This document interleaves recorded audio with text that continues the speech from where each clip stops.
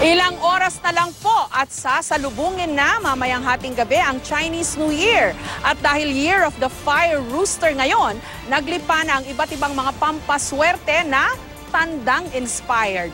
Hindi rin mawawala ang mga bilog na prutas at ang paboritong tikoy. Live mula sa Binondo sa Maynila, may report si Salima Refran. Salima? Jessica, katunayan nga, higit isang oras na lang ay papasok na ang Year of the Fire Rooster. Kaya naman ramdam na ramdam dito sa Binondo ang pagkasabik ng ating mga kapusong Chinoy. Pero Jessica, Chinoy man o hindi, lahat hangad ang swerte at pag-asang dala ng Chinese New Year. Pag-akyat pa lang ng Jones Bridge, mabigat na ang daloy ng trapiko papasok ng Binondo ngayong Chinese New Year. Mapa Chinoy o Pilipino, dagsa sa pinakamatandang Chinatown sa buong mundo para ipagdiwang ang pagpasok ng Year of the Fire Rooster. Maya't maya ang mga dragon and lion dance. Nadala raw ay swerte para sa mga tindahang bibisitahin nito.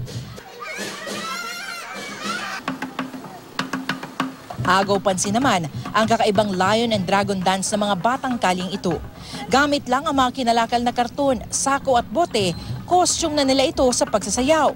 Mula sa tambol hanggang sa galaw, gayang-gaya ng mga bata ang lion and dragon dance. Aliw na aliw naman ang mga nanonood. Kahit batang kali kami, marami din natutuwa sa amin. Sana balang araw maging katulad ko sila, parang araw maging mag-aral ko sila. May mga nag-alay din ng dasal sa shrine na ito. Ang iba, hindi lang pansarili ang panalangin. Magkasundo-sundo na sana yung itong buong bansa natin. Maalis na po sana yung droga, masugpo na sana. Kaliwat kanan ng bentahan ng mga pampaswerte, lalo na ang mga gintong tandang. Di rin nawala ang mga bilog na prutas, pati na ang mga malalagkit tulad ng tikoy.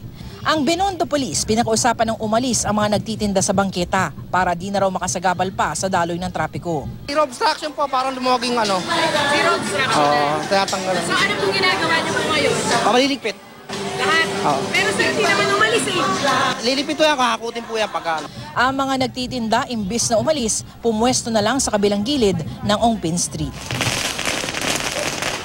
Dama na rin ang Year of the Fire Rooster sa Calasiao, Pangasinan. Bilang bahagi ng pagsalubong sa Chinese New Year, nagsimula ng mag-ikot ang mga lion at dragon dancers.